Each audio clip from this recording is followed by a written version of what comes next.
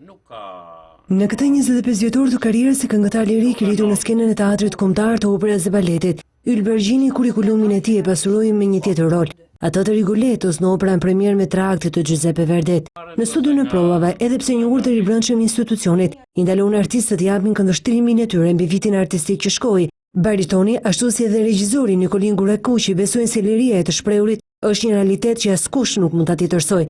Dhe handikap kryesor ata shohin bordin artistik. Këtu ekziston një bord, ta janë të jashtëm, po shumica e këtyre të jashtme janë jashtë. Ky bordi duhet të vendos se çfarë do bëhet këtu. Unë nuk do të shoh sallën e operës bosh, nuk do të shoh operën me një kalendar skarco. Dhe pasojat mbien me kalendarin e ri artistik, që duhet të publikohej me mbylljen e këtij sezoni. Ndërtoresha artistike ka me ligj bëj kalendarin artistik. Edhe çdo artist e di pasa se ku e gjen veten. Fatkeqësisht jemi kthyer në spektator të spektatorëve. Përveç problemeve në funksionimin normal të bordit, Ylë Bergjini tashmë nuk ushqen asnjë shpresë në teatrin e operës dhe baletit do të vijë dorë. Ky teatr po mbaron.